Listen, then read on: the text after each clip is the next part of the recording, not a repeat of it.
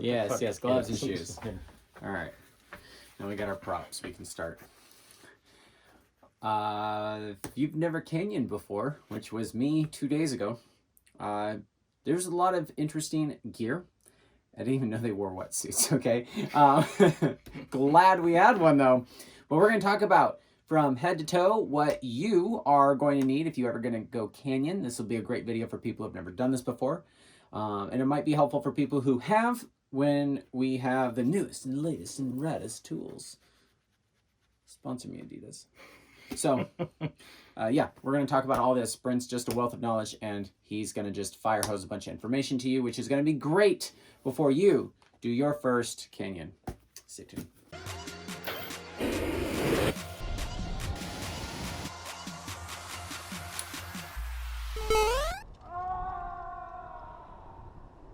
Welcome back. I'm Brent Roth again here in the Canyon Gear Room, and I'm going to talk about some personal canyon gear.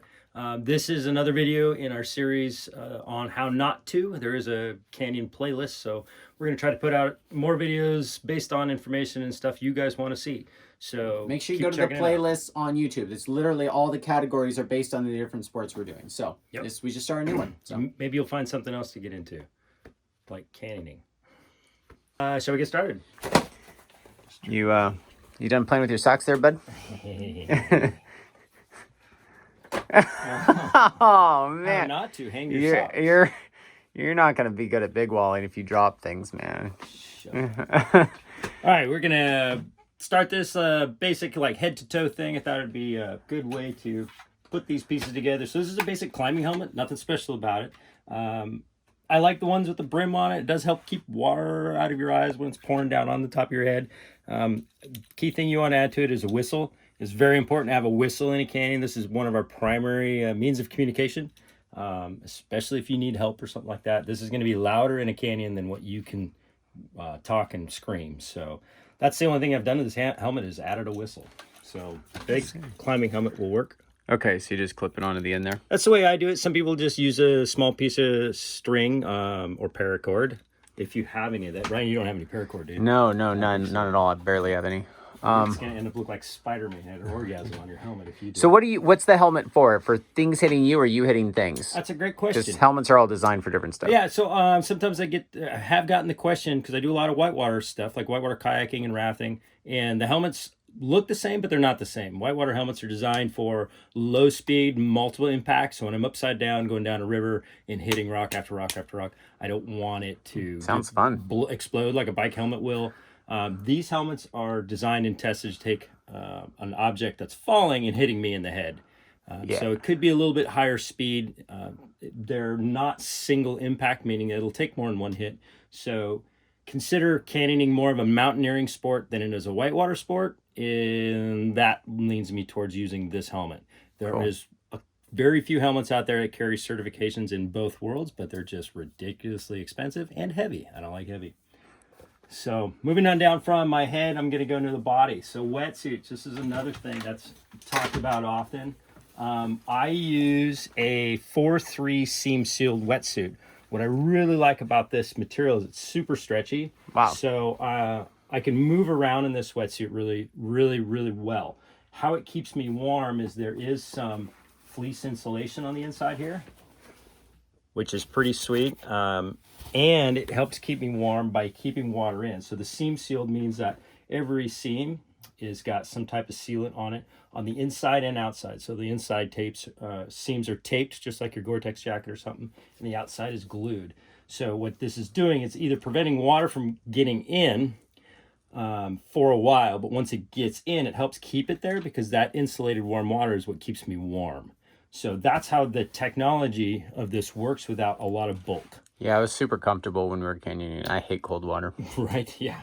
So there is a downside to that, and I'll get the downside to this particular style of wetsuit, and I'll get to that in a second. Here is a canyoning wetsuit.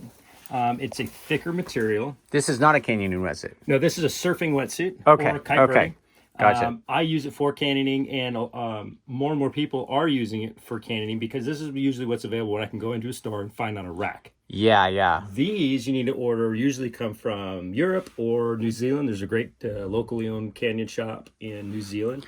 where it sells these Sealand wetsuits. And this one was built from the ground up for canning. It has more durable outside material. This is like a Cordura on top of the neoprene.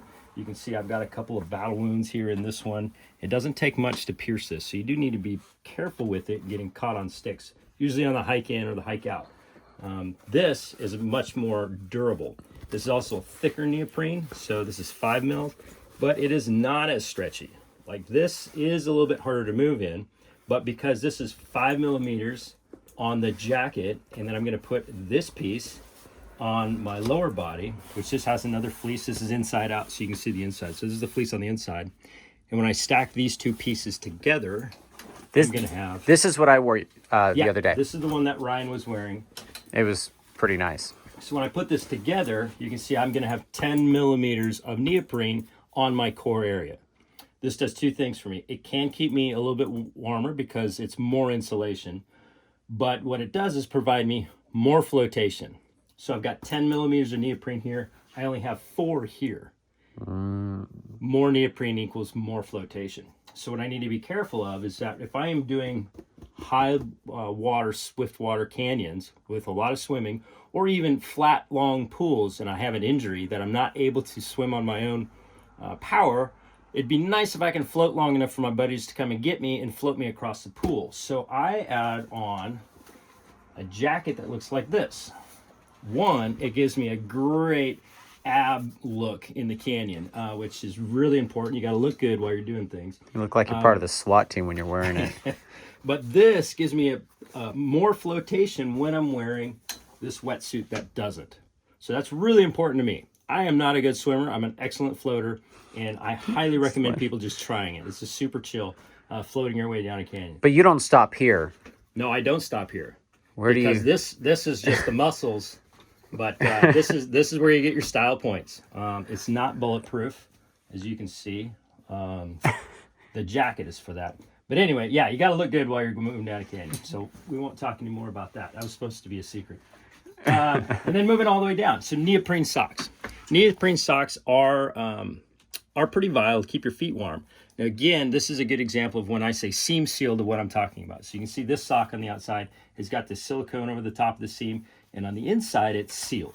So this sock will hold water in it until it gets a hole in it. Again, so water goes in, it heats up, and this is why I don't have cold feet in a canyon. Yeah. How did it feel walking in these, Ryan? You made a comment about this. Pretty good. Yeah. Yeah. Not that bad. We hiked in these, and I hiked in them. I did not hike in the wetsuit. I hiked in just in the socks. These, and then the shoes we're going to show you. So let's move on to the shoes. Here you've got one of the more common shoes. There's a couple other brand names that do come from Europe. These are getting harder and harder to find. What is super key with these is they do have, this is 510 stealth rubber on the bottom. This is right there, stealth. So it's very quiet. You can't see anybody coming. This red just kind of disappears. Is that the stealth? Yeah. It's very stealthy. Tell me about the color. I thought the color was interesting when you told me about why it's red. Yeah, so somebody told me that they moved to this color because a lot of Southwest Canyoners were complaining about their shoes getting stained red. They used to have white and some other colors. When you run canyons in red dirt and sand, they turn red. So they just decided, well, if we make a red shoe, it'll hide the dirt that's on it. Again, it's about looking good and not about performance. But yes, I was super happy. So I just got these shoes. I learned that gear is worth the right gear, and so these are brand new, and then these are not. This is I did 2 seasons in these, so I'm not using these fully this season, but this is only 2 seasons old, and you can see they do have some problems that I think they need to work out. Rope on rope abrasion. Yep. I replaced the laces with some paracord. So they're not perfect, but running canyons, as you can see, is very, very, very, very tough on gear. These often shred. These do not drain water. And a lot of people complain, it's like, oh, these shoes, they don't drain water, and I feel like I'm walking around with all this extra weight. Again, if you're going back to what I told you about the wetsuit, if water is flushing in and out of this all day long, and I don't have a sock that's holding water, I'm going to end up with cold feet, no matter how thick of neoprene I put on there, if that water's constantly flushing it out. So I like the fact that they hold water. That water will stay in there, and my feet warm up, and by the end of the day, usually my feet are almost like too warm. So And I felt like the rubber kept me on the rock super good enough. super good enough. Yep. Yeah. Yep. So those are the canyoning shoes. Going into, I didn't wear gloves. Why did you send me guys? what's that?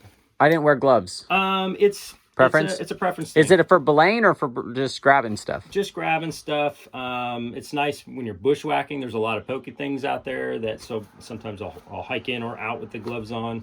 I've just started using them. For a long time, I didn't wear gloves because I think, well, how do you rappel without wearing gloves? Like, well, we have water cooled systems. So when you're rappelling in a waterfall and that water's constantly running down that rope, it's not going to heat up, but it's still give you some abrasion over time. I've done a canyon, 8-hour canyon, and it's like, yeah, it's starting to get a little sore. But what you got to think about with gloves, kind of like with the other stuff, there's a theme here that if this is holding water in them and they don't ever dry out and they're just constantly cold, it's going to make my hands cold. So sometimes not wearing gloves, and I can flick the water off when I'm walking, and I can get the water off. So now I don't have the wind blowing on my hands, making my wet hands even more cold. So it depends on what's going on. I may or may not wear the gloves, and that's why just standard climbing gloves. A lot of them have these little carabiners holes. I'll put them back on my harness and not wear them. Hoods. So some wetsuits have a hood in it. I love this. I love that. Yep. This can make a difference when you're rappelling in a waterfall, having something to prevent the water from going down the back of your neck. And you can imagine having some water just fire hose down that's about 40 degrees isn't going to feel so good. So if you don't have a built-in hood, I bought one like this, and I actually don't tuck it in. I wear it on the outside, so water hits the back of my hood and stays on the outside. And that's how, again, I prevent that flushing from going through my wetsuit. If I'm really hot, all I gotta do is lay my back on a waterfall and take the hood off, and you cool down real quick. So I like having the detached hood because for hot days and later summer when it is warm, I can get rid of it, and it's just another bulky item I don't need around my neck. So that is all the personal gear. If you got any more questions or debates about like what you've seen here or other things you've seen, please post in the comments below, and we'll try to address them as much as we can. Something I saw Rachel doing our caving stuff was the boot dryer. Oh, yeah. So I've never seen these before, so I thought this was interesting. If you're used to water and stuff, like, that's pretty neat. And it just blows air pretty much in there. So that's cool. What's the plastic for? So it's super high tech. So I can I'm just plugging this up. I can put my gloves on here. Oh. I can put my Gotcha. socks on there. Oh, okay, cool. So the secret to keeping neoprene stuff from really getting smelly is getting it really dry. Gotcha. If any of this stuff is damp and you ball it up and put it away, when you pull it out, it is going to stink. Gotcha. So there's some products on the market to help remove that smell. That's an enzyme stuff you can get, but I just dry my stuff out as good as I can. My shoes actually still smell new. You also have something like that for your wetsuit. You were showing me. I do. You want to see the wetsuit dryer? Yeah. So when I'm doing multi-day trips, like in Canada, we did 6 canyons in 7 days. It was back to back to back, and it was on. The weather wasn't super warm. I like putting on a dry wetsuit in the morning. Sounds kind of strange, but I found this online. It's made by Underwater Kinetics for drying suits. So this is like a big hanger, holds the shoulders open. It's got a fan in it, so it just blows air through the inside. Blows air through. Yep, from the neck and down through the wetsuit. And I never put on a cold, damp wetsuit. Cool. Nice. Being comfortable is key. So it looks like the Depends Adult Diapers company just started making harnesses. Why do your harnesses have such a big butt on them? Well, that's a great question. Climbing harnesses, all harnesses have leg loops, right? So what you notice is we did a lot of sliding and maneuvers on our butt. Rappelling in a slippery wet waterfall does not have to look graceful, and a lot of times doesn't. It's just easier to get down and slide. That's why the canyoning wetsuits have that burlier fabric on there and the added rubber. So if this is vital to support my life, I don't want to just damage it by shredding it on rocks. So we add this protector, and you can see. Is this the same material haul bags are made out of? Probably. Probably. Yeah, not Durethane, but yeah. It's just a lot of times it's just PVC. Yeah. Some type of material. As you can see, it's like, I put some wear and tear on this. And if I didn't have this on, the bottoms half of my leg loops would be completely shredded. You can see even my hardware is starting to get... And highlining this will get worn out a lot because we're scooting on the line. Yeah, there you go. Maybe you should put one of these. You can buy them. So this is one that I just bought, and I added it to this lightweight harness. Then we'll look really cool out there with the big green diaper. Yeah, and it will make sense. Yeah. You should put a little poo mark on it. Yeah, this is really easy to poop while you're wearing your harness, like a big old harness. Yeah, it's like, the horses that, they use in the streets. They have that little bucket. So it doesn't, anyway. So other stuff about the harness that makes it particularly different is the main attachment point. So these are similar to caving. So notice I don't have 2 loops and a belay loop like you would have on a climbing harness. Caving and canyoning harnesses have a loop that looks like this. Sometimes this harness will be joined with a carabiner called an Omni-Lock, and that becomes your master point. Those are nice. The half circle carabiners. Yeah, the half circle carabiner. And you can move your equipment around on that because I can open that. But the downside, it is a hard attachment point, and there's some questions and debates on there. If you have, put it in the comments. But it's the orientation of this. So when I put a rappel device on here. Do you have enough rappel devices to give us an example? I noticed I took pause to figure out which one I wanted. Yeah, he's not quite sure how to go down things because he's got so many options over here. I'm an options kind of guy. So when I put the device on there, it's orientated correctly without adding in any of the carabiners. If I put this on my belay loop, it would be sideways. And I've seen people do that with like an ATC before. I'm like, okay. Have you ever seen anybody, load it up because they clip it to the belay loop and it's sideways? Yeah. So another thing, it's just easier. This is one attachment point, and I can put other things on there like my ascender and my lanyard devices. Now we're not going to go into like all the gear that goes into doing canyons, but yeah. And by the way, this is for wet canyons. Yes, you do not need all this until you get some training and you get into like doing a lot of rigging and leading. This is when I take somebody down a canyon, it'll just be a nice simple harness with a rappel device on it. So this is the bare minimum that you're going to need. Is I got a butt protector, nice lightweight harness, and then this is important. How'd you get the ring on there? Oh, check this out. Oh, okay, gotcha. So I could connect this straight to this, but I like having the ring separate. It just keeps it. Yeah, I like it too. And this your personal anchors. Yep. So these are your personal anchor. Now, what's key about these is I did tie these from a dynamic rope. There are several on the market you can buy. But I do recommend using a dynamic one. Aren't you going to run a test on something like this? I don't know. If somebody just had a drop tower, I mean, yeah, I don't know. If we knew anybody, it'd be really cool to know what the difference is. Would be if a rope that short makes a difference. Yeah. So, but it is important because one of the first things you do when you get to an anchor is connect to it, especially when you're standing on a slippery edge like a waterfall. And then I load up my rappel device, make sure the anchor, and I'm connected and done all that right, load it, and then once I'm safe on rappel, then I can remove this and have a much longer and this life. Goes on over our wetsuits. So yeah, you're all geared up when you're going down a canyon. I actually was surprised how little I was getting caught on stuff when I was sliding down stuff. Yeah, it's not as much as you may think. Cool. So you got your harness, you got your gear. Now I carried a backpack. What backpack do you like? Because it seemed like the same kind of backpack I had for caving, where it had like the mesh brain. Yep. And durable. So but you got a lot of holes in yours. Yeah. It's the one you take to church. It's holy. Wow. The church. You tried the Canyon Church. I don't know. You tried really hard on that one. Ryan's big on dad jokes. Yeah, so it's the same kind of material that the butt protectors are made out of. It's very durable. This is my 3rd season on this bag, and you see we toss them, drag them. It gets a beating.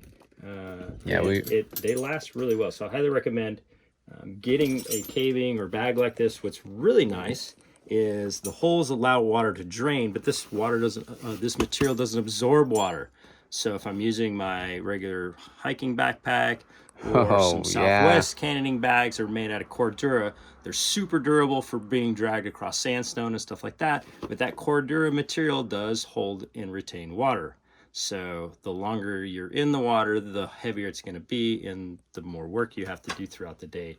So that's why I prefer this one. I mostly do wet canyons. They do come in different sizes. This is a 35 or somewhere. I don't see the tag in it. So, all right. So we talked about surfer stuff, climbing stuff. Where do you buy this stuff? Is there a canyon website specifically that has everything you need? There is. There's the Canyon Zone in New Zealand is a good place to get. He's really good at getting stuff here on time. We do have a local guy in Portland that made me this bag. We know your love language. Yeah, this was a great surprise. I ordered a bag from him. He was doing a fundraiser event, and I was like, he's like, "What color?" And I said, "Batman." And this is what I got. So Norhex in Portland makes backpacks, canyoning backpacks. He makes rope bags. He makes a lot of really cool gear, and he's a local guy. So support your local Cool. community. We'll put those links in the description on where this stuff goes. Yep. Where you can get it. So I'm going to show you a couple things that I showed you the rope bag. Sometimes we use a mesh bag, and not all bags have flotation. And since we're in a wet environment with deep water pools, I want to make sure everything's floats. So I'll show you. I got a mesh bag over here, and so I take this mesh bag, and I just take a piece of foam and I add it in there in the bottom, and put a bigger one if I want to use this as a rope bag. But it's got to float. Wait, is that enough? This is probably not enough for this, but it's just, okay. I can just add some foam to this and then attach it somehow. So this is how I've made some of my own little rope bags with whatever mesh bag I got. Oh, that's for a rope bag. Yeah, for a rope. Because this will be separate. You'll toss this down. Okay. Yep, You don't want it sinking. And I don't want to lose my rope. I don't want it to sink. Yeah. Yeah, can you hold that for me? Thanks, buddy. Other things that I can use. This is a very popular item. They refer to as a keg. It is just a waterproof food grade container that isn't very expensive. We used this in the caves I did. Yep. Other areas use it. Oh, that's a cool sticker. Weird. What are the chances of that being in there? That's weird. So they work really well. It's a hard plastic, so if you pad stuff, like you put your electronics or cell phone in here, but you also got to remember anything that I take in a canyon still can get wet. Especially if Ryan's in charge of closing it again. Yes. It has to be closed.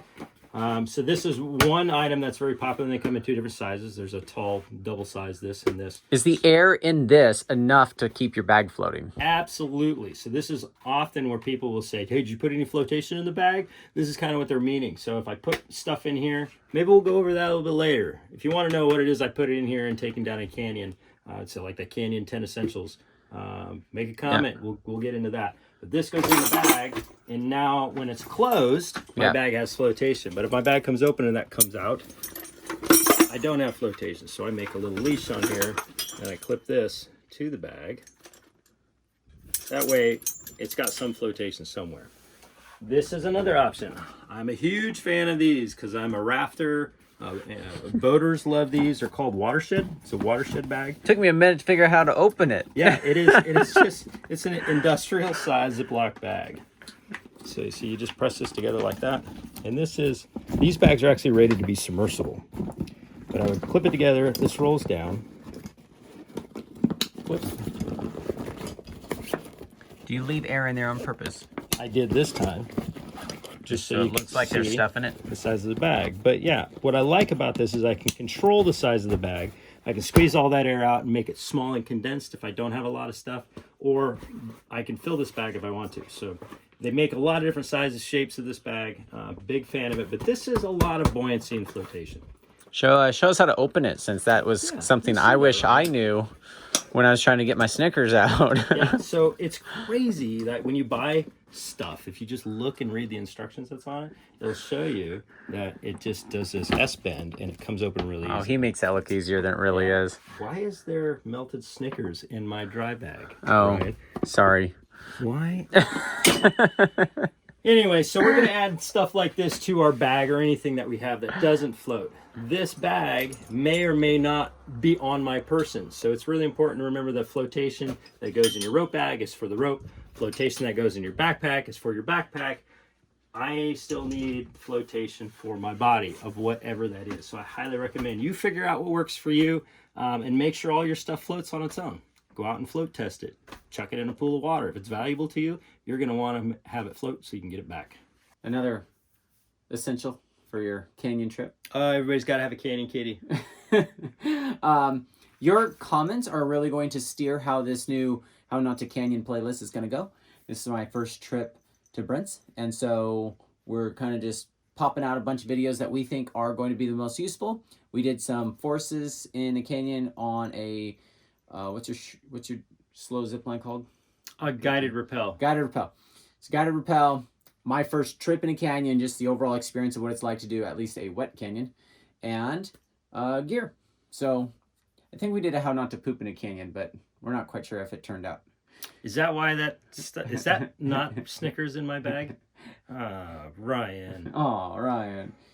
You just don't look like you're very into this outro. So if there's some other things you'd like to see, questions, I see a lot of questions and debates come up in canyon forums and stuff. So post in the comments, send Ryan an email. He loves getting emails from everybody. And my email's right here. It'll be your email.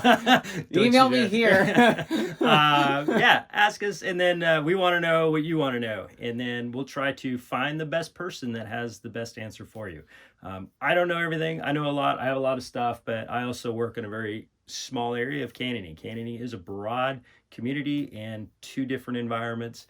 So maybe we'll get a Southwest Canyon professional type person to chime in, and maybe they'll want to share some gear. So yeah, put it in the comments and contact Ryan. Brent will probably come down to the How Not To lab. We'll break some stuff. He'll be testing forces here, and then I'll be testing that configuration in the lab, and sometimes maybe he'll come down and we'll do that. So we're in Washington State, in case you're wondering, and the lab is based out of California. I'm a moving target. Hit the subscribe button so you can catch the stuff we're putting out. Hit the like button to help the algorithm, and leave a comment so we know what you want. Thanks for watching to the end. Cheers.